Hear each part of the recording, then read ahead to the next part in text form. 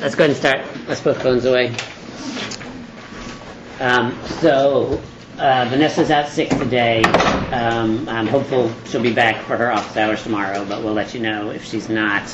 I usually have office hours today at 3:30, but I have a schedule conflict. So those are canceled today. I've rescheduled mine for tomorrow. It says it on the handout. I think it's 2 to 3 p.m. With mine, anytime you need to see me, just click on the schedule link on the syllabus, the little appointment calendar, because I always just update it. So like if you click on it this week, there's no appointments available for today, but there are some appointments available for tomorrow. So I definitely have office hours tomorrow. Vanessa will hopefully have office hours tomorrow if she's not still sick. And as always, email us if you need to see us about something. So raise your hand if you turned in paper number 1 in both hard copy and electronic format.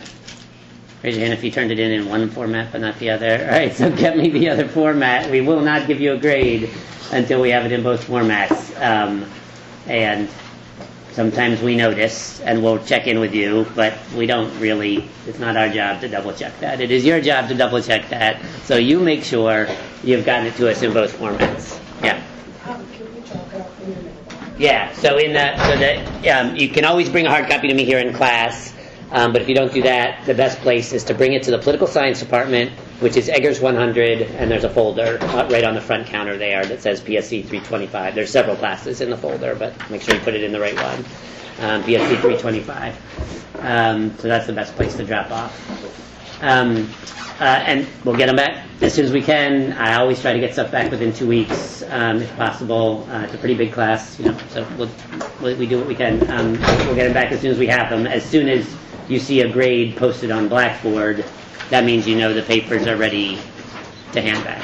And so like if you miss class or something, but you see you have a grade posted, then come find me during office hours and I'll have a paper for you. On the syllabus, it says that your next paper is due this Friday. It's only one page. But I still decided that was a little too tight. So I'm going to put that back till Monday. Right? So paper number 2A, which is a single page assignment, is due on Monday, 6 days from now, not 4 days from now. So you should read that assignment if you haven't looked at it yet. It is an assignment it's a 2-part assignment. Paper assignment number 2 has a 2A and a 2B.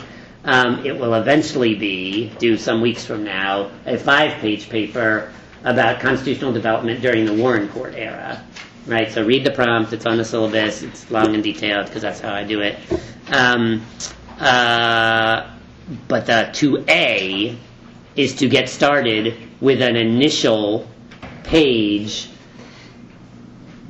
articulating an argument that you are planning to make in that paper, and at least giving a little bit of detail about what are some of the kinds of cases and examples that you would use to support that argument, right? And the logic there, of course, is that gives us an opportunity to give you some feedback on whether you've articulated a clear argument that seems responsive to the prompt, and whether you've come up with any good examples that seem like they might help you support your argument, and we can give you some quick feedback on that before you go ahead with the rest of the paper. So that's due on Monday. Questions about that?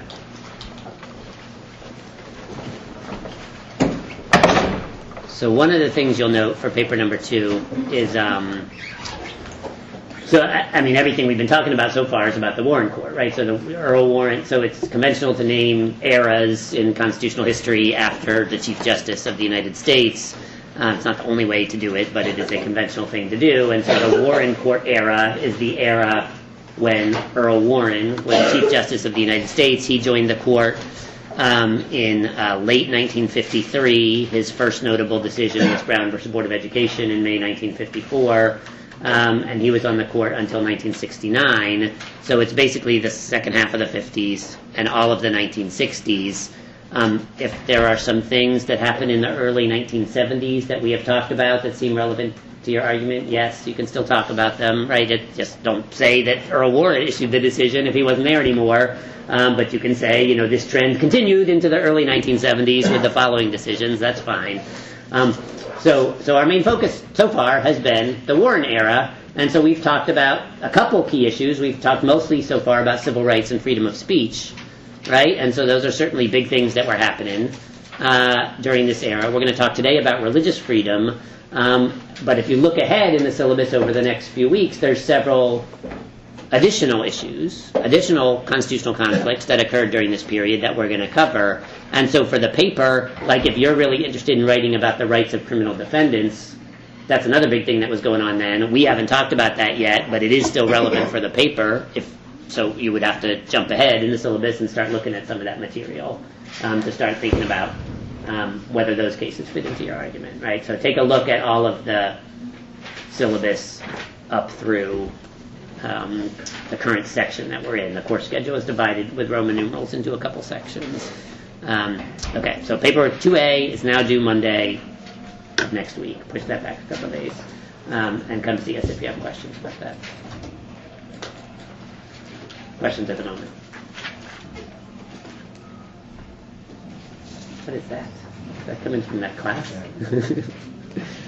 I hope that's a video, not actual people. That is so loud. All right. So I need everybody to write something down. I'm not collecting this. You don't have to detach it from your notebook, but you do need to have paper in front of you. So I'm going to give you 6 real and or hypothetical instances of a policy or practice. So you got a number 1 to 6, and for each one you got to write down whether it's constitutional or not, right? And if you have time, if you're able, jot down a couple words, couple keywords, notes or something. If you have something that pops into your head about why it's constitutional or why it's not constitutional, because then of course I'm going to ask you to say something about it. Okay, so number 1. We are at a public elementary school. We are a public elementary school, and we start class every day with me, I'm the teacher, saying, let's all bow our heads. Almighty God, we acknowledge our dependence upon Thee, and we beg Thy blessings upon us, our parents, our teachers, and our country. That's how we start the school day. So write down, number 1, is that constitutional or unconstitutional? If anything pops into your mind to help you flesh out why you reached that judgment, jot down a couple of keywords. Number 2, the state of New York has a law that mandates that all local school districts pay for buses to bring school-age children to school, including private schools, including private religious schools. There's some kind of parameters about the distance from the school. If you live 75 miles from the school, they don't have to pay for it, right? There's some kind of parameters in there. If you live within 15 miles of the school, say, something like that. But whatever school your parents choose to send you to, the public school district is mandated to pay for your transportation, even if you're going to Catholic school or any other kind of religious school. Is that constitutional or not? Write down an answer. Number 3. Suppose our local public school district, you can say the Syracuse City School District, or you can say your home public school district, wherever you're from. Suppose a local public school district adopts a policy that says, we are going to take our total education budget, whatever number of millions of dollars we spend annually on the public school system, take the total budget, divide it by the number of school-age children in the district, and give each kid's family a voucher for that amount, right? So supposing, I'm just making these numbers up, but supposing the cost to educate, the average cost to educate a kid is $10,000 a year, right? We are going to send a piece of paper. Each family that has one school-age kid will get a piece of paper that says $10,000. If you got 2 school-age kids, it'll say $20,000. And you can bring that piece of paper to any school that you want, and that portion of the school district's budget will go to that school. So any public school that you want, or any private school, including private religious schools. So if 10 kids decide to leave the public school system and go to the local Catholic school, then $100,000 from the local public school district would go to support that Catholic school. That's number 3. Number 4, our city government has a law that mandates that all private businesses be closed on Sundays. It's the Lord's Day, we should all be resting, not working. Private businesses have to be closed on Sundays. Not hospitals, not the fire department, right? But private businesses. You got a shoe store, right? You got a little corner store selling candy and beer. You got to close on Sundays. Mandated. Number 5. Our state government adopts a policy regarding unemployment insurance. Right, so unemployment insurance is a federal policy. The money comes from the federal government, but some of the eligibility rules are set at the state level. If you lose your job through no fault of your own, you get a temporary weekly stipend to help tide you over until you get a new job, passed as part of the original Social Security Act during the New Deal. Unemployment insurance policy in our state is going to say that if you get fired for a cause, right, if your employer fired you for some good cause, then you don't get unemployment insurance. Right? If you were like stealing from the cash register or not showing up at work or showing up drunk and you got fired, you don't get unemployment insurance. That was your own fault for getting fired. Including if you refuse to work on a certain day of the week because of the tenets of your religion. Right? Your employer wants you to work on Saturday. You're a Seventh-day Adventist or you're Jewish, you don't want to work on Saturdays. That's the day of rest for your religion. So you get fired for refusing to work on Saturdays, and you are not eligible for unemployment insurance. Is that constitutional or not? That's number 5.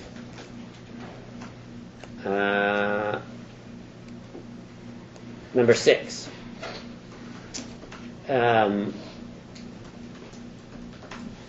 Our state has a law that mandates that all kids attend a school of their parents' choice through age 16. Now, you don't have to go to public school, obviously. You can go to a private school, but you must go to some formal school through age 16. Constitutional or not constitutional? All right. Make sure you got an answer there written down for all 6 of them. If you just came in, the 6 things, without very much detail, are listed as bullet points under Roman numeral 1 in the handout.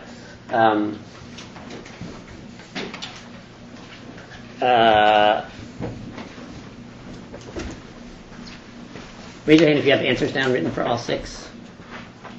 All right. Raise your hand if all 6 of them are unconstitutional. 2. Raise your hand if 5 of them are unconstitutional. 4. 3. 2. 1. 0. All right. We're going to talk about all 6 of these. I want to hear what you think about each of them, and for most of them, I'm going to tell you. Most of them they're all in some ways real cases. So most of them I'll tell you what the real answer, the Supreme Court's real answer, which is not necessarily the right answer, but the actual answer according to the law of the Supreme Court in the 1960s.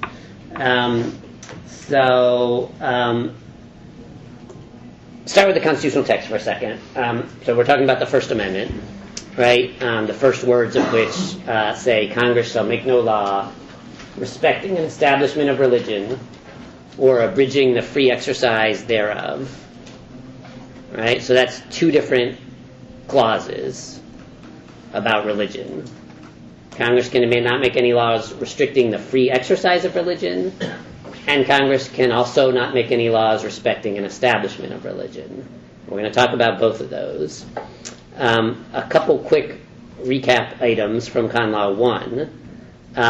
In some cases, I don't even remember if we said this definitively in Con Law 1 about religious freedom, but we said it about some other issues. In some cases in the mid-20th century, in the case of religious freedom, it was during the 1940s, the Supreme Court said that these provisions of the Bill of Rights apply to the states, state and local governments. So even though the first word in there is Congress, right, all of the examples I was giving you were about state and local policies. But in cases like Cantwell versus Connecticut and Everson versus Board of Education, the Supreme Court said because of the 14th Amendment, which says no state, long story, all these provisions of the Bill of Rights, most of the provisions of the Bill of Rights also apply to the state governments, right? So the Supreme Court says that definitively for religious freedom. Another thing that's happening in the mid-20th century, and this is parallel in many ways to our story with freedom of speech, right? So freedom of speech, even earlier in the 20th century, court says that applies to state and local governments too. But even when it applies, the court gets stuck in all kinds of conflicts, debates about what exactly freedom of speech means, right? We saw that, right? Well, what does it mean? Is every kind of speech protected? Are there some categories that are not protected? Do we have to balance free speech against other important things? Similar things come up with religious freedom, right? It is clearly a very important liberty, right? It is in the First Amendment explicitly. There is a crazy amount of historical evidence that the framers thought religious freedom was extremely important. James Madison and Thomas Jefferson wrote about it constantly. Religious freedom is extremely important. We really want to protect it. Very important. There were some important provisions about religious freedom in the original Constitution, like no religious tests for public office, which was completely unprecedented. No other government had a rule like that, right? You're like, what? Like Jews could hold public office? That's crazy, right? Some people are like, that's crazy. Very important guarantee of religious liberty, but the opponents of the Constitution were like, that's not good enough. We want even stronger guarantees of religious liberty, and they demanded the provisions that became the Free Exercise and Establishment Clause. So tons of historical evidence that the framers thought this was important. It's clearly specified in the First Amendment. And yet, it is not easy to figure out exactly how much religious freedom we want to protect. Just as with free speech, the answer is probably not every possible thing that somebody wants to say she should be allowed to say. That is probably not the right answer. So with religious freedom, every possible thing that I might say is mandated by my religion, even my made-up, invented religion that nobody ever heard of before, I'm allowed to do without punishment. That is probably not the right answer. My religion compels me to engage in human sacrifice. That is probably not the right answer. Right? Anything that somebody says is mandated by their religion, they're allowed to do. And so if that's not the right answer, then there is some kind of line drawing, decision making, that we have to engage in. Before the Warren Court, there were several attempts by the court to engage in such line drawing, and as with freedom of speech, these earlier attempts mostly led the court not to protect religious liberty. Right? I'll give you a couple quick examples, and then we'll come back to the 1960s, and we'll talk about these 6 fact patterns. All right. So in some cases in the late 19th century, there were a bunch of laws passed, both state and federal laws passed targeting Mormons. Right? The Church of Jesus Christ of Latter-day Saints was a new church in the 19th century, right? It was a new church that some people, inspired by the Word of God as they understood it, right? They founded a new church that had new doctrines that many members of other, more mainstream religions thought were objectionable, right? And there was widespread discrimination against Mormons. One of the practices of the Mormon Church that people objected to was plural marriage, polygamy, right, which the Mormon Church no longer advocates, although there are some splinter sects of Mormons that still do practice polygamy, but the church, the mainstream Mormon Church, doesn't advocate it anymore. But it did in the 19th century, and there were repeated laws passed banning polygamy, and not just banning polygamy, but saying if you were a member of any church or organization that advocated polygamy, you could be you could be guilty of a felony and stripped of voting rights, among other things. So the court upheld all these laws in the 19th century. And one of the reasons it upheld them is it said there's a distinction between religious belief and religious conduct.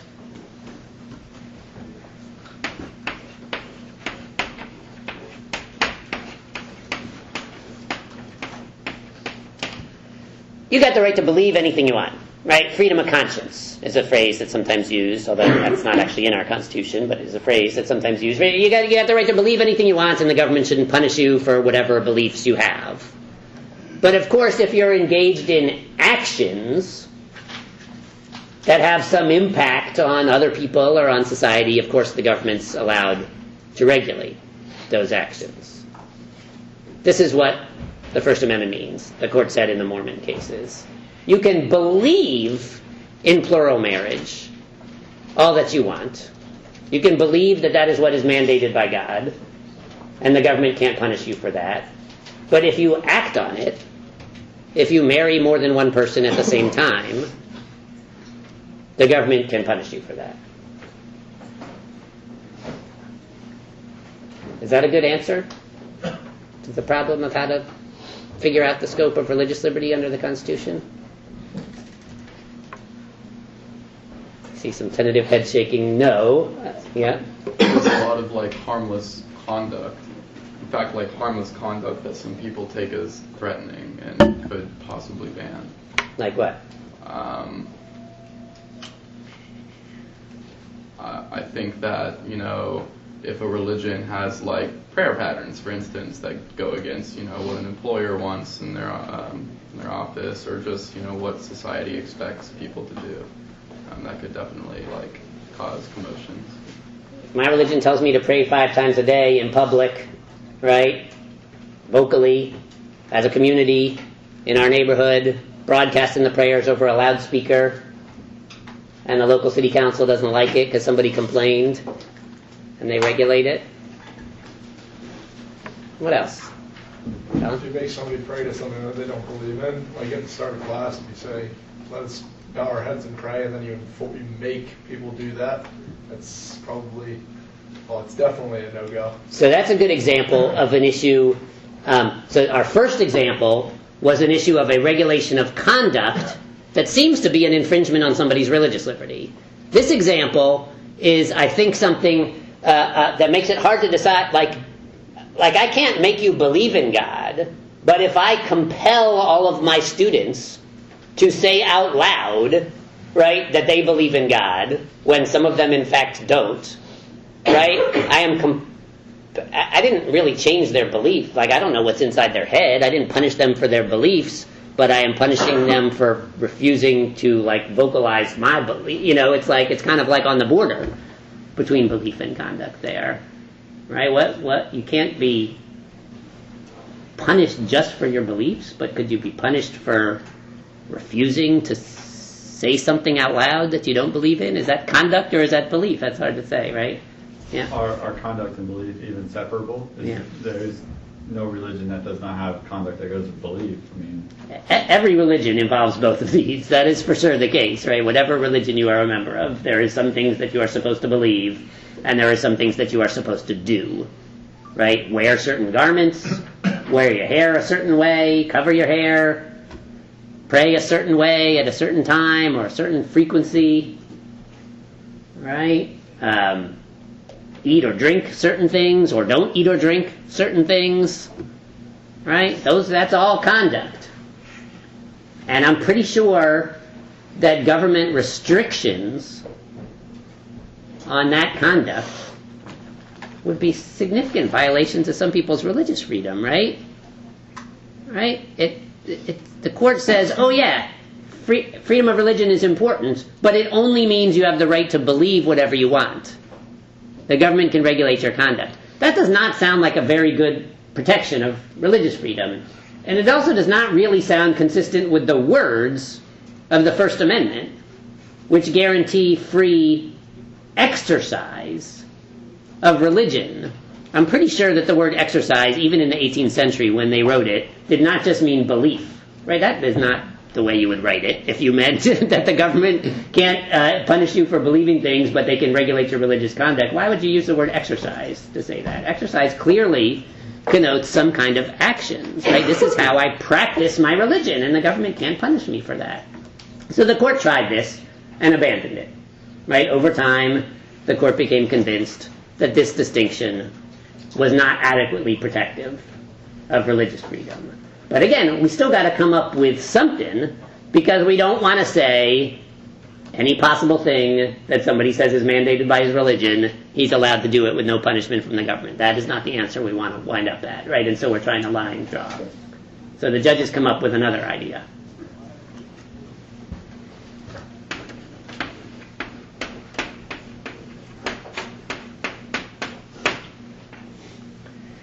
Some of the judges say that the central meaning of the First Amendment is that central meaning of the First Amendment's religion clauses is that the government has to be neutral towards religion, and this can mean two slightly different things, two significantly different things, and sometimes they mean both of them.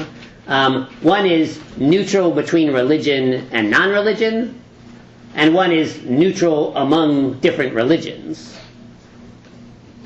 Right? And so it would be not neutral for the government to say it is illegal to wear a yarmulke. Right? That is directly targeting a particular practitioners of a particular religion. Right? It's illegal to wear a headscarf in public. Right? That is directly targeting members of particular practitioners of particular religions. That would not be neutral. Right?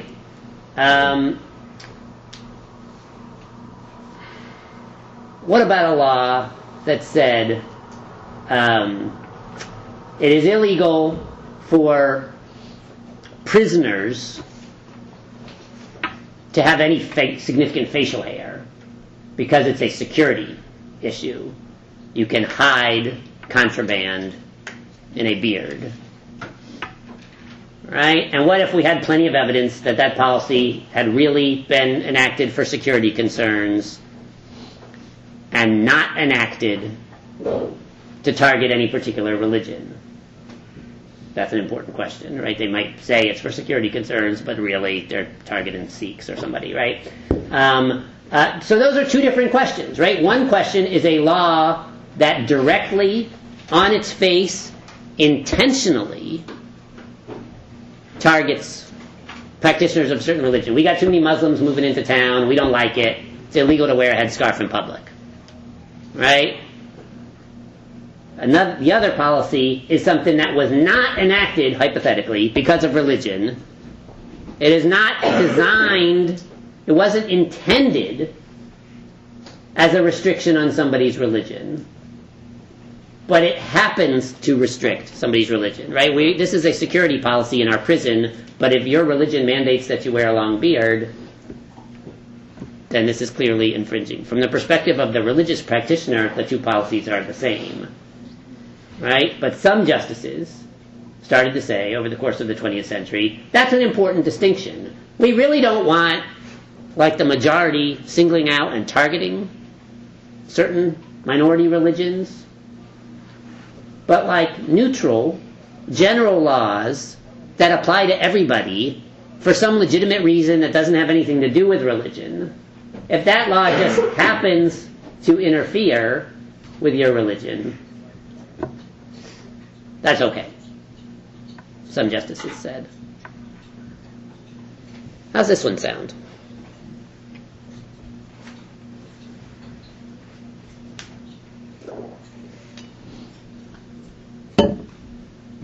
Right? So if your religion advocates human sacrifice, obviously you're not allowed to do that, right? Because murder is illegal, and that is a neutral, generally applicable law that applies to everybody. It is neutral towards religion. We don't care whether you're murdering somebody for religious reasons or not.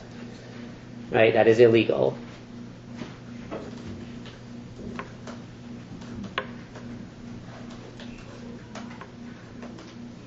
Yeah.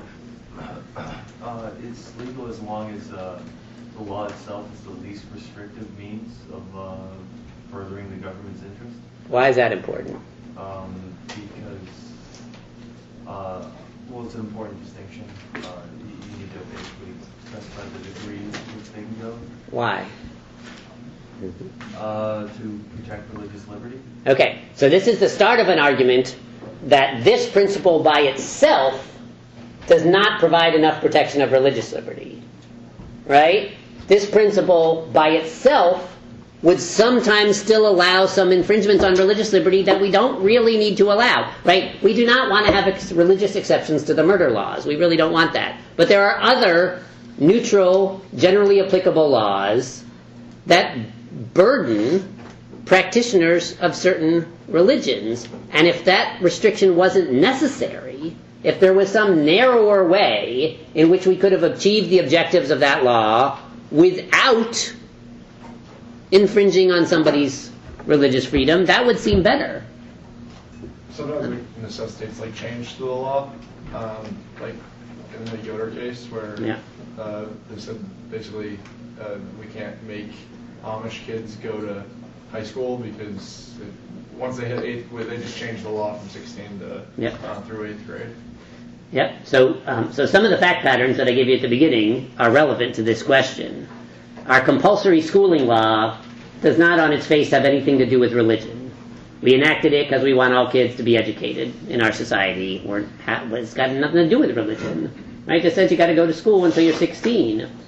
But there are practitioners of certain religions whose practice was, as mandated by their religion as they understood it, to send kids to formal schooling for a few years so they could learn to read and write and arithmetic and the like, and then they come home and they work on the farm with everybody else. That's their religion as they understand it. And they were being forced to violate the terms of their religion by a law that was perfectly neutral. Right? In the back? Yeah, I was gonna say, what about the burqa in Yeah. France Yep. and Switzerland? They banned the burqa because they wanted to see everyone's face on camera. If that were to happen in the United States, where would that fall? That is not the reason it was banned in France and Switzerland. The reason it was banned in France and Switzerland is because of anti-Muslim prejudice. And in France, at least, I know the French story better than the Swiss story.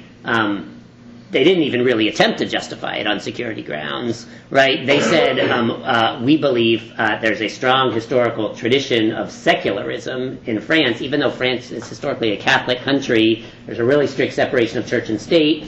We believe in a strong idea of secularism in public life, right? And so, we don't want kids in school wearing, as the French would describe it, ostentatiously displaying their own non-mainstream religion, right? And we want everybody to just look like French people, right? I mean, last summer, a year ago, Muslim women were getting arrested on French beaches for wearing full body coverings, and the French are like, no, you got to wear a regular bathing suit if you're on a French beach. What the heck is that? And that's not a security issue, right?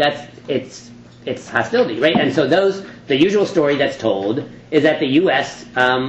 Treats these kind of questions very differently than many other Western societies, that both on free speech and on freedom of religion, U.S. courts, currently at least, not for all of our history, but currently, tend to be much more protective of these minority rights, right? Freedom of speech, even racist speech, right? Most European countries outlaw racist speech. The U.S. does not. Right? Many European countries outlaw certain public displays of religion that the U.S. does not, right? And so I can't predict the future, right? Who knows? It's some kind of world where a bunch of U.S. communities start passing bans on the burqa or whatever. How would our courts actually respond? But in theory, it seems like our courts would strike those laws down. Yeah. Well, yeah. Just with that, when we're talking about neutrality. Yeah. Isn't it? I mean, it's not banned in France to wear a cross around your neck, or kind of or similar to other religions. So it's. I mean, in that one, I bet they're not claiming to use the neutrality rule, but that really wouldn't be neutral at all as far as secular. Right. I mean, so one issue is it's sometimes hard to tell, like, well, what does that count as neutral or not? What exactly do we mean? The law does not say, the law in France, I don't know all the details of the French legal regulations, but the law does not say Muslims are not allowed to cover their face, right? It says nobody's allowed to cover their face in public. And so they would say that's neutral, right? Even if there was some other religion or some atheist or whatever for some reason who's trying to wear a face covering to school, like, that would not be allowed. But if it doesn't apply to wearing a visible Christian cross or Star of David or whatever, then it does not, from a different angle, it does not really seem neutral. Yeah. With something far more nuanced, like the requirement to show your face on a picture ID, Yeah. how would the court weigh that necessity versus the religious, desire not to display your face to a camera like that? Like in that one instance, how does that measure work? So that would seem to suggest that we need some kind of balancing process, right? Remember in free speech, we got some justices saying, well, the best way to do this is to have some real clear, sharp, categorical lines that are drawn. This kind of speech is protected, this kind of speech is not protected. And some justices are like, no, that doesn't really work. The best way is just in each particular case to look at, well, what's the constitutional right that's being exercised here, and what is the government's reason for restricting the constitutional right in this instance, and can we weigh those against each other? And sometimes security concerns will outweigh some constitutional liberties, right? So that would be one way to go about it, right? Can the government show that this is a necessary security measure, and has the government made the infringement on constitutional liberty as minimal as it could, right? You can still wear your headscarf all the time, but you do have to, when your picture ID is taken, if you want a government-issued ID, you got to uncover your face, right? Something like that. We're trying to minimize the restriction. Is it depending on the tenets of your religion? Would it be less of an objectionable infringement on your religious freedom if the camera operator and everybody in the room is just female, right? If there's no men in the room when you uncover your face, something like that. Is the government taking steps to attempt to minimize the burden on religious freedom? Then the courts might say, okay, then that outweighs the religious liberty in this case. Right? The unemployment insurance case that I gave you at the beginning also is relevant to this principle. Right? We enact a law that says if you lose your job through no fault of your own, the government's going to give you a temporary stipend to help tide you over till you find a new job. We don't want to pay these stipends to people who get fired because of their own fault, so we put a provision in the law that says if you get fired for cause, you're not eligible for unemployment. Right? Your employer fires you because you refuse to work when your employer tells you to work. Right? That's an example of being fired for cause. None of those laws have anything to do with religion on the face of it, right? They weren't enacted in an effort to target anybody's religion. That is not what people were thinking about. It's a perfectly neutral, generally applicable law designed to achieve some kinds of secular goals, right? And yet, in practice, if your employer is trying to make you work on the Sabbath according to your religion, and your employer who practices a different religion doesn't care, right? And he makes you work, and you say no, and then he fires you, and then the state denies you unemployment compensation.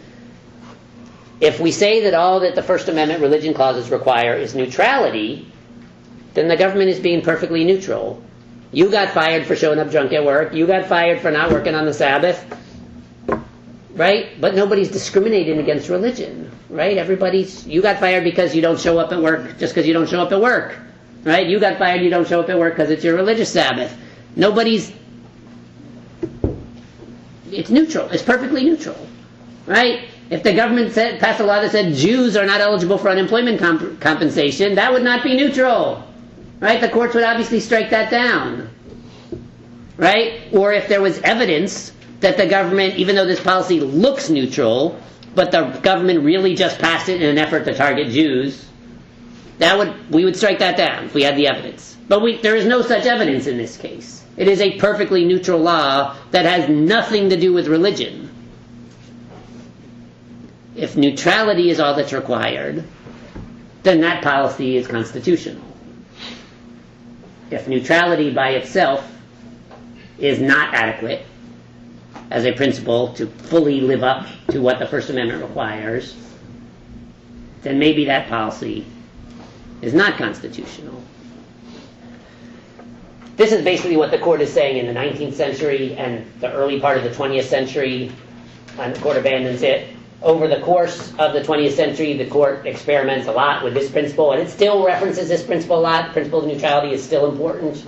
But for a time in the mid-20th century, the court seems to be saying that that's like all you need to know, right? If is the policy neutral, then it's allowed. Is the policy not neutral towards religion, then it's not allowed, right? And over the course of the 20th century, especially in the 60s, the court abandons that one too. Or, like, abandon is not quite the right word. That is still an important principle, but that is not enough, right? That principle by itself does not live up to the full scope of the First Amendment's religion clauses. So we need something more. All right, so let me flesh some of this out with a few actual cases, some of which are from the reading and some of which aren't. In 1961, the court heard a case called Brownfeld versus Brown, which is about the Sunday closing laws. It was a local jurisdiction that had a law, which many U.S. communities had long had, mandating that most private businesses be closed on Sundays. There were some exceptions, maybe gas stations were allowed to be open or something. There were exceptions, but most private businesses had to be closed. And the Supreme Court upheld that law in 1961, which is, remember, early in the Warren Court years. Chief Justice Warren wrote the opinion. He said, "It cannot be expected, much less required, that legislators enact no law regulating conduct that may in some way result in an economic disadvantage to some religious sects and not to others because of the special practices of the various religions." The law, of course, had been challenged by Jewish merchants who didn't work on Saturday, right? They closed their businesses on Saturdays because that was their Sabbath. But according to their religion, they were allowed to work on Sundays, and their Jewish customers were allowed to shop on Sundays, right? And so the state was saying they had to be closed the whole weekend, right? If they didn't work according to their religion on Saturday, the state says they're not allowed to work on Sunday. That's significant economic impact on their business. They got to be shut down for the whole weekend. But Warren says, if the state regulates conduct by enacting a general law within its power, general is a word that's sometimes kind of standing in for neutral. State regulates conduct by enacting a general law within its power, the purpose and effect of which is to advance the state's secular goals, right? The purpose is not to discriminate against Jewish merchants, right? The purpose and effect of which is to advance the state's secular goals. The statute is valid despite any indirect burden on religious observance. The text, the purpose, and the effect, I don't even know why he puts effect in there, because that one's a little trickier. But the text and the purpose of the law are for sure neutral towards religion. He says the effect also advances the state's secular goals. The idea is that there should be a day of rest where everybody in the community is refraining from commerce and the like, and so they can spend more time with family or whatever the secular goal is there. It's like but the text of the law, clearly, and the purpose of the law, allegedly, are non-discriminatory. They are neutral towards religion. And so the court upholds that law. Doesn't it seem really obvious that, it's Sunday, so that has a religious... It seems to be Christian. It seems to be rooted in the majority Christian sentiment in this community, for sure. One of the things about religious neutrality as a principle is that it is sometimes the case in human history, including U.S. history, that members of a particular members of a particular majority group sometimes look upon something as neutral when folks looking at it from a different angle are like, what are you talking about? That is not neutral. You made that up just because of your religion. We don't do that. Sunday is nothing. Sunday is nothing to me, right? That is your thing, right? How is that neutral? You didn't say everybody has to be closed on Tuesdays. You said everybody has to be closed on the Christian Sabbath, right? So that is for sure an issue with the principle of neutrality. Like, who's neutral for whom? Is that really neutral? The court, as of 1961, is at least trying to say, yeah, but they got a secular goal. It applies to everybody. It doesn't single out. I mean, it would be worse if the law said all Jewish-owned shops have to close on Sunday. That would be more discriminatory, right? It doesn't single anybody out. It applies to everybody. The state has articulated a secular purpose for the law, right? That's what they're saying in 1961. There's dissents in this case, and the court later backs away from it, right? But as of 1961, they are saying all that's required is neutrality. 2 years later, the court hears a case called Sherbert versus Werner, which is about the unemployment issue. A woman in South Carolina worked in a mill and got fired for refusing to work on Saturdays. She was a Seventh-day Adventist, and then she was denied unemployment benefits for refusing to accept suitable work when offered, and the Supreme Court ruled in her favor. Even though it is a neutral, generally applicable law, its practical effect is to impose a severe burden on this woman's religious practice, right? This is not enough.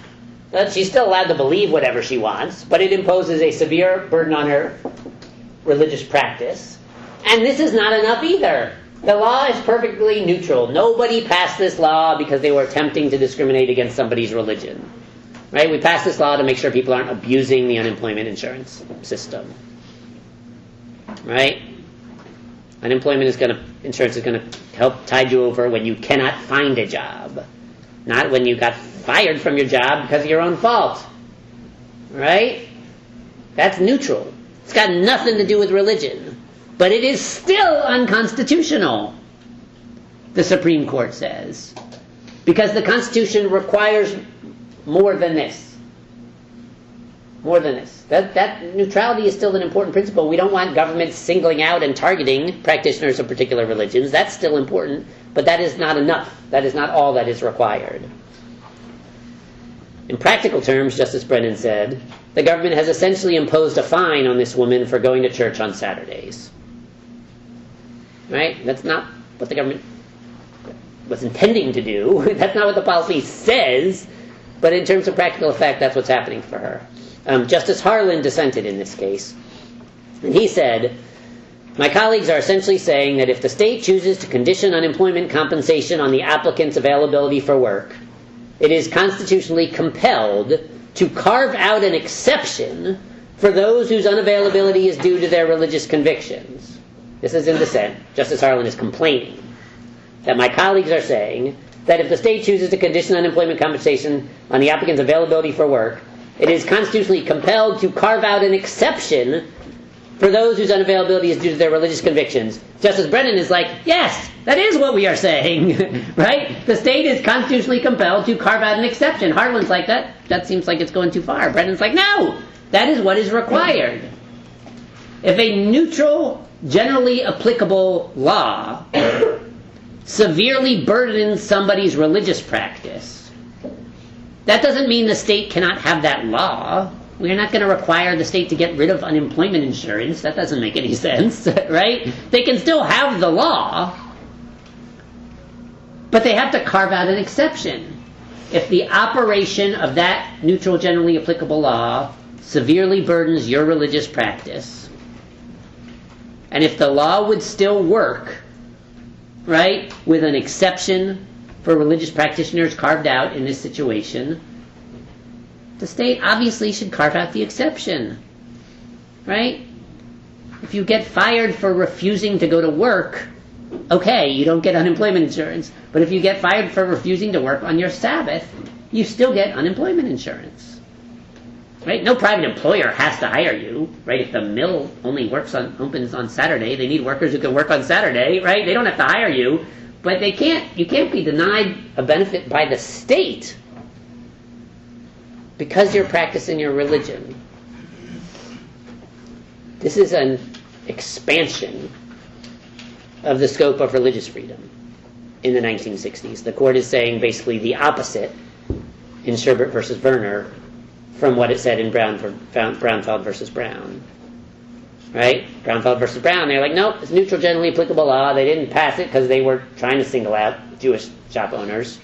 Just happens to have some kind of burden on Jews because they choose to have their Sabbath on a different day or something, right?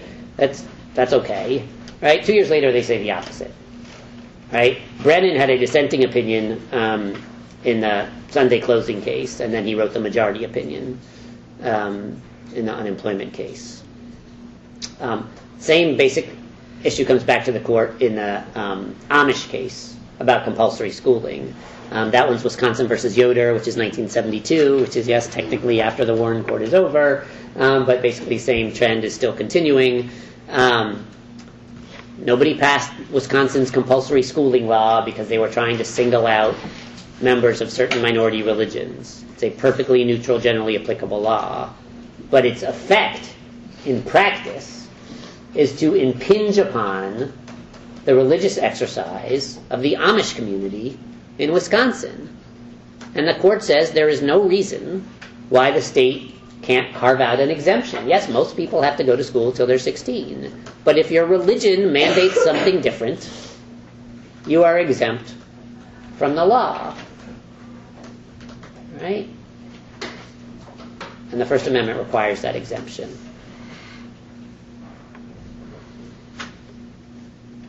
Questions so far?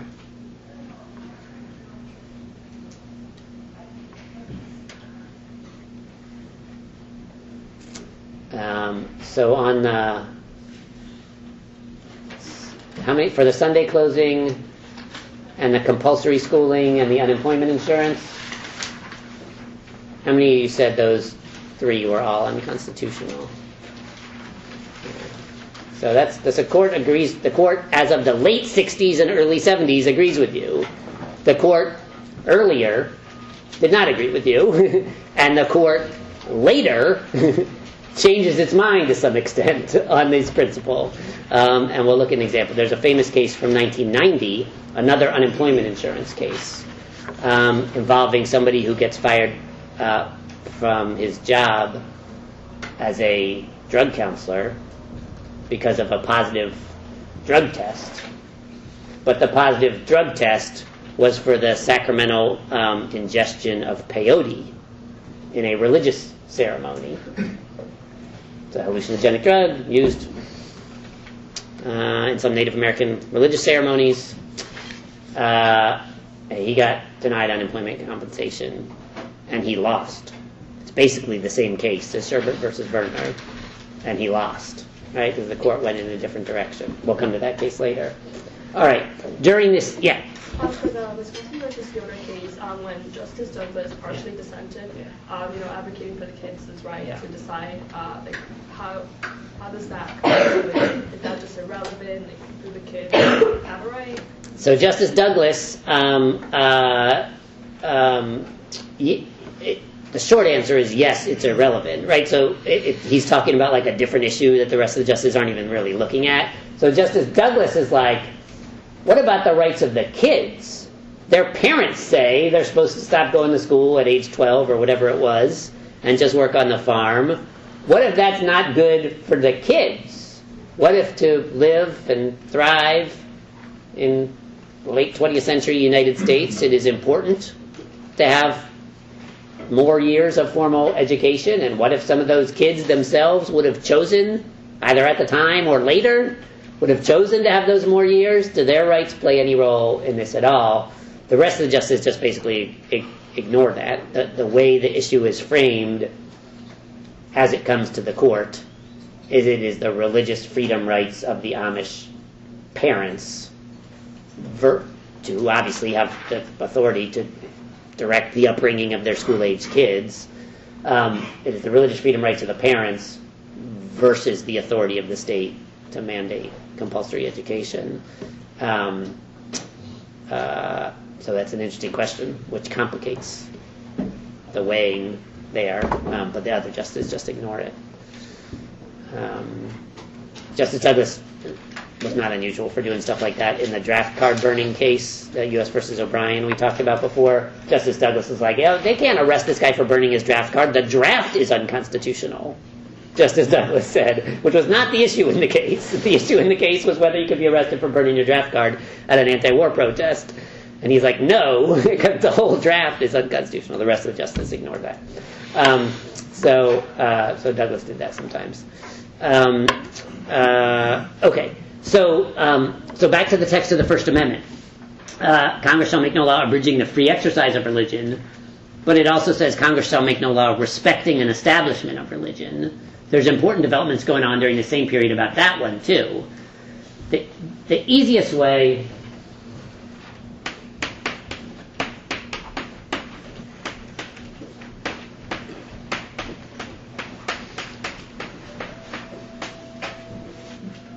So there's these two clauses, the Establishment Clause and the Free Exercise Clause, that are both designed to protect religious freedom in some kind of way, but with different words and in different ways.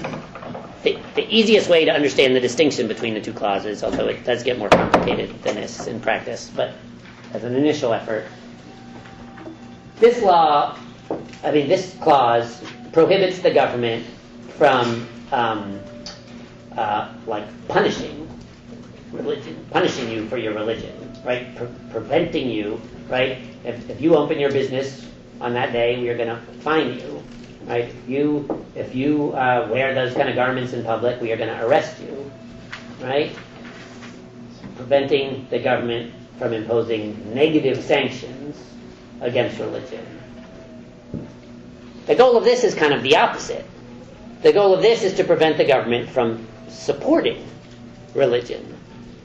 At least in some ways, right? At least one thing that this requires, government shall make no law respecting an establishment of religion, means that the government cannot establish an official church of the United States. That's what the word establishment means, right? A state-supported official religion, which of course was the usual practice in most European states at the time. It was also the usual practice in many of the American colonies.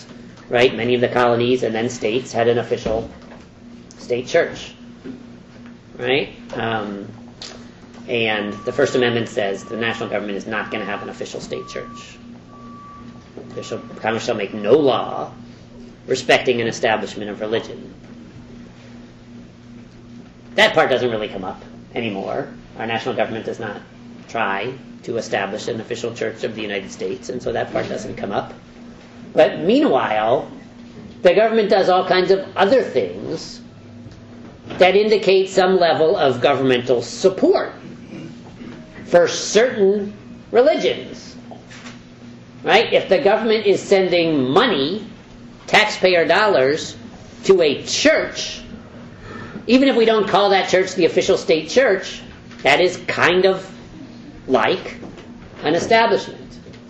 If a governmental actor is speaking publicly and endorsing, in the course of his or her government duties, endorsing some particular set of religious beliefs publicly as a government actor, that is not the same as establishing an official state church, but it has some similarities, right? That is a form of governmental endorsement of support for a particular set of religious beliefs, and maybe those things violate the Establishment Clause. I teach at a private university, but if I taught at a public university, and I started our class every day by reciting a prayer and making us all recite a prayer together, that would be a form of governmental endorsement of some particular set of religious beliefs. Wouldn't it just be endorsement? One thing that surprised me by interning with the Common Council of the City of Syracuse, Yep. they open every meeting with a prayer session. And I found that very odd.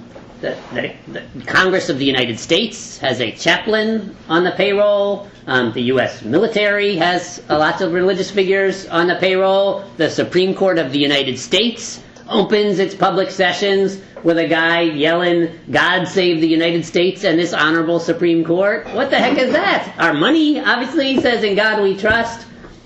Right? So, two different angles on this. From one angle, there is obviously a long and deeply rooted tradition in the United States of public governmental expressions of support for our religious heritage, broadly defined, something like that. I'm trying to state it neutrally, right? Like in God we trust, right, on the money, right? God save the United States in His honorable court, right? Public governmental expressions in a somewhat generic sense, although obviously not completely generic, right? It's not. If you're the atheist in the room or the Muslim in the room, I'm pretty sure you know they're not talking about your God, right? But there's a long, deeply rooted American tradition of governmental institutions, including local city councils, including the Congress of the United States, including the Supreme Court, including the U.S. Treasury, expressing some level of public support for our religious heritage in general. However, there is a countervailing tradition of many people objecting to these practices and pointing to the Establishment Clause. From the beginning, there are objections. President George Washington and John Adams, on each year on Thanksgiving, issued a public Thanksgiving Day proclamation, which expressed our country's thanks for the providence of God in guiding us to all our successes and the like. Thomas Jefferson, the third president of the United States, refused to do so. He was like, "No, I'm not doing that. That is blatant governmental expression of support for religion. I'm not supposed to do that. I'm the president of everybody. I don't believe in that." Right?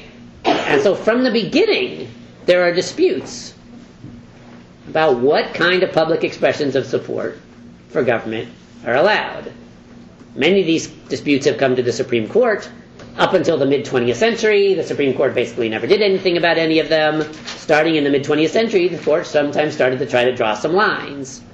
And there's basically two kinds of cases in which, to oversimplify a little, there's two kinds of cases in which this issue comes to the court. One is cases about government money, right? So some of our fact patterns, right? Can the city of Syracuse school district, right, divide up its budget and send the voucher to everybody, and then some of the parents choose to send their kids to a religious school, which means taxpayer dollars from the budget of the Syracuse City School District are now funding the operation of our religious school. Is that allowed or not?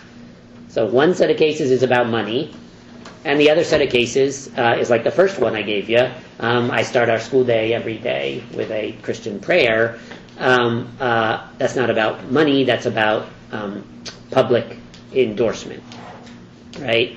And so the court heard cases on both of these fronts in the 1960s and 70s, and on both fronts, it started putting some restrictions in place, right? The school prayer cases are somewhat famous, among the most famous cases and controversial cases from the Warren Court. So in 1962, in Engel versus Fatal, this is a case from New York, where every public school in the state was mandated to start the school day with somebody leading the prayer that said, "Almighty God, we acknowledge our dependence upon thee," the rest of that. Those words were written by the state board of regents, right? They're like, we want everybody to start the day with school prayer. We should tell them exactly what to say. Let's come up with a obviously Christian prayer, but let's try to make it somewhat generic so it's not too objectionable to too many people. I don't know. This is what they came up with. Right? Almighty God, we acknowledge our dependence upon thee, and we beg thy blessings upon us, our parents, our teachers, and our country. Supreme Court strikes that down. You can't do that.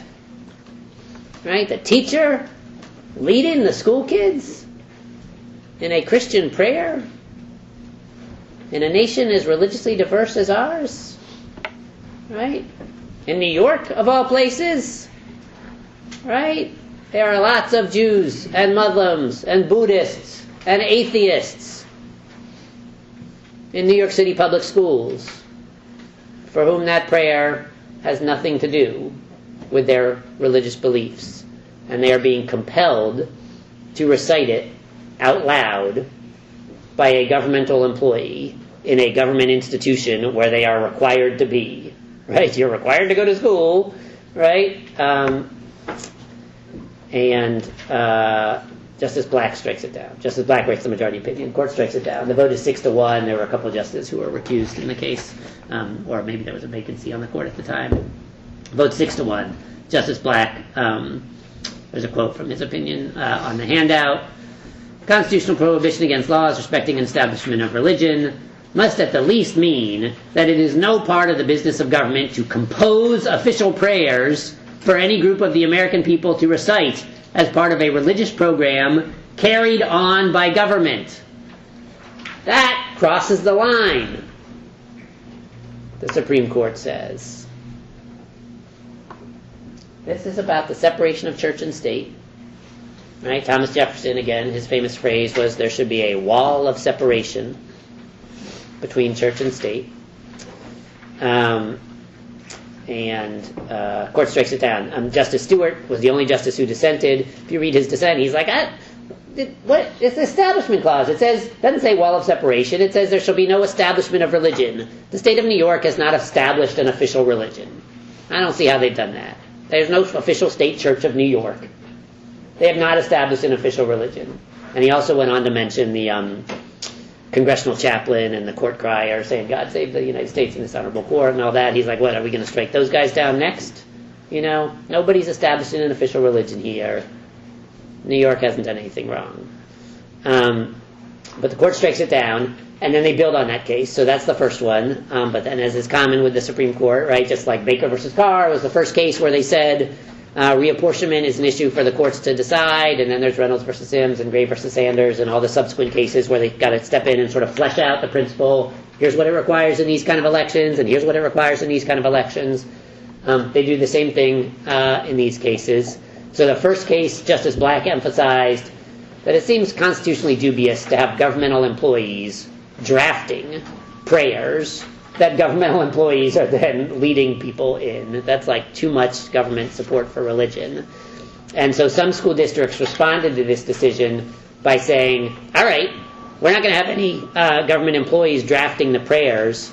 Pennsylvania enacted a law that said at least 10 verses from the Holy Bible shall be read without comment at the opening of each public school day. Right? So that solves one of the problems. The State Board of Education is not drafting the prayer. But the court strikes that one down too. That's Abington versus Schempp in 1963. They're like, all right, that's the same thing. I know we emphasized the drafting of the prayers last year, but this is also bad, right? It's one particular holy book. That is the holy book for some people in Pennsylvania, but obviously not everybody. You can't have government employees leading people in these prayers. One thing that comes up in many of these cases, so some states responded by, this is an example, like Brown versus Board of Education, this was an example where lots of school districts just basically ignored the Supreme Court. I went to public school in the 70s, and we said prayer every day at lunch, led by the teacher. She didn't care, so there is just some ignoring of the Supreme Court that happens. But they also try to craft policies to try to sidestep or get around whatever constitutional rules the court is imposing. So states, would pass laws that say, well, what if just every day starts with a moment of silence and every student can say whatever she wants, right? And then the court gets drawn into questions like, are members of religious minorities in this community, do they truly feel free to do whatever they want?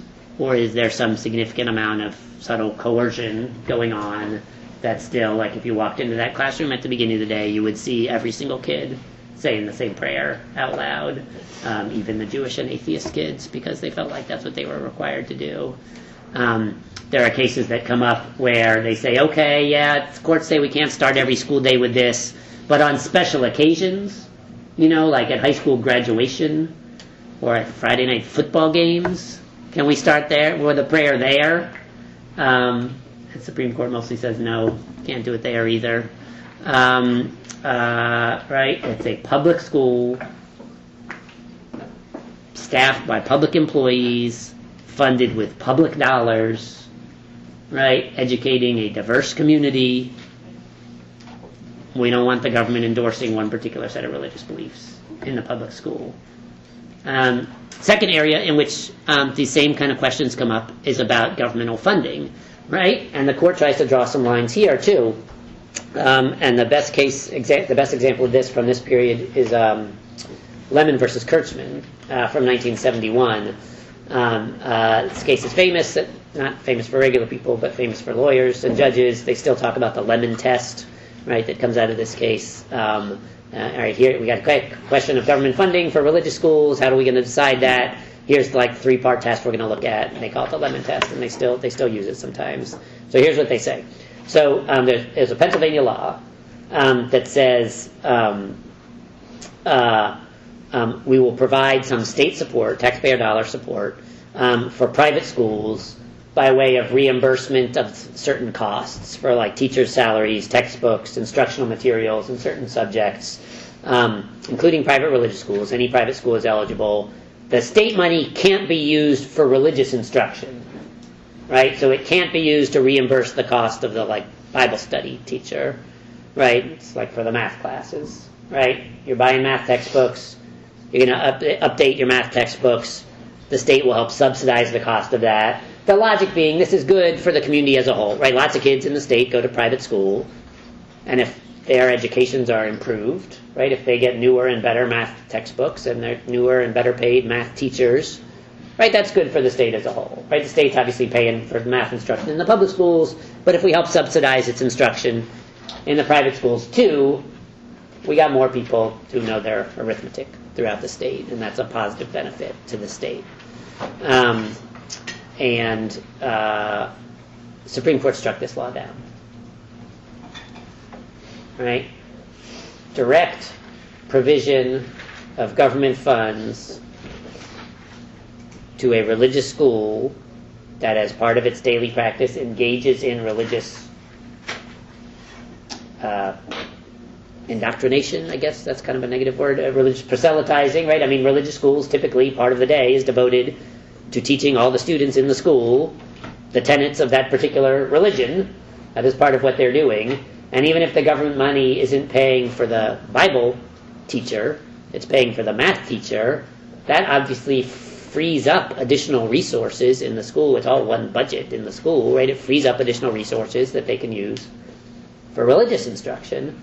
And the court says this violates the Establishment Clause, and here's the three-part test that they come up with. The law is challenged under the Establishment Clause. Here's the three things we're going to look at. Does the law have a secular purpose? Right? So this goes back to our neutrality conversation. Right? Does this law pass for some secular, non-religious purpose? Or is the government trying to, here we were talking about laws that were trying to negatively impact religion, but now the question is the government trying to positively promote religion? Right? Is it a religious purpose? Are we trying to fund religious education, or does it have some secular purpose? Here there's clearly a secular purpose. We're trying to have more kids who learn math better throughout the state. Right? 2, is the law's principal or primary effect one that advances or inhibits religion? Right? So the first question is about the purpose of the law, and the second question is about its effect, its principal effect, principal or primary effect. Is it one that advances or inhibits religion? Right? So we're going to look at the purpose of the law, but we're also going to look at its effects. And 3, does the statute foster excessive government entanglement with religion?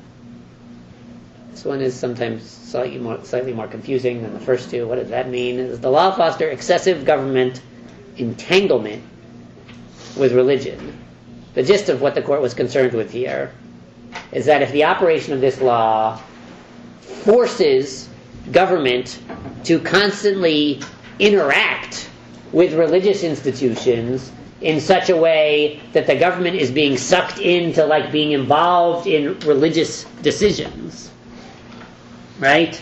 Does the government the government passes a law that says, okay, we're going to subsidize the math teachers even in all schools, even private religious schools, but you can't use any of the money.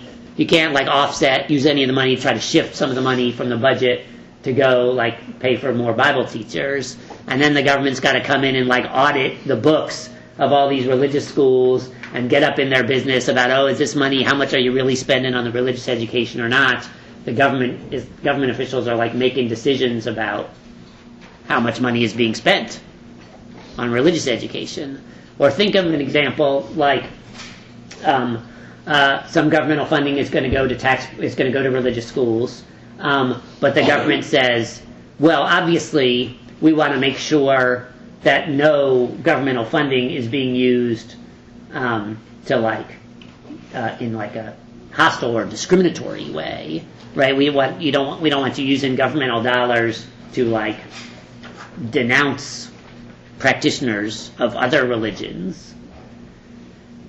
But since a great many of the world's religions, all of them in some ways, like include beliefs that practitioners of other religions are doing something wrong, right? It is not uncommon in the course of religious education to hear things said that practitioners of other religions would find highly objectionable. And so then you got the government all up in the business of religion trying to decide, well, yeah, okay, you can't say that. A priest can't say that, right? That thing that's in the Bible that seems to condemn Jews or Muslims or somebody. Yeah, no, he can't talk about that during his sermon. Like that, you don't want the government doing that, right? The government's not supposed to be all entangled in religious matters. In order for a law to be constitutional, it has to survive all three of these questions, right? It has to have a secular purpose. It has to have a primary effect that is not either advancing or inhibiting religion. And it has to avoid fostering excessive governmental entanglement with religion. It's called the Lemon Test. It is a very high bar to meet in order for, if government funding is going to a religious institution, to justify it, it has to survive all three parts of this test. It is difficult to do. And the court struck in the early 1970s, the court struck down lots of state and local policies in which some funds were going to private religious schools. The court still talks about the Lemon Test today, but it most of the time does not really adhere to it. It has gone in a different direction, and the court today has allowed more governmental support for religious institutions. And so to go back to one of our questions from the beginning of class, the one about Syracuse City School District budget being divided up into vouchers, that would clearly be unconstitutional under the Lemon Test. And the Supreme Court, in a case in the early 2000s, upheld it. A vouchers policy from Cleveland, Supreme Court said that's fine. Lots of taxpayer dollars go into private religious schools under that policy, but that's not its main effect. It's not its main purpose or effect, and the government is leaving those religious schools alone to do whatever they want with the money, so there's no entanglement. It's okay, right? So the 60s and 70s are like a high watermark for the court's protection of free exercise and establishment, and then there's been here's the way to think about it. I think court becomes very protective of these important constitutional rights in the 1960s. Before the 1960s, I think it's pretty clear that the court was not adequately protective of these important constitutional rights. It becomes much more protective of them. Some folks start to argue the court is too protective of these rights and pushing them too far, and we need to rein it back in a little bit. And that's a story that we'll look at. That's all.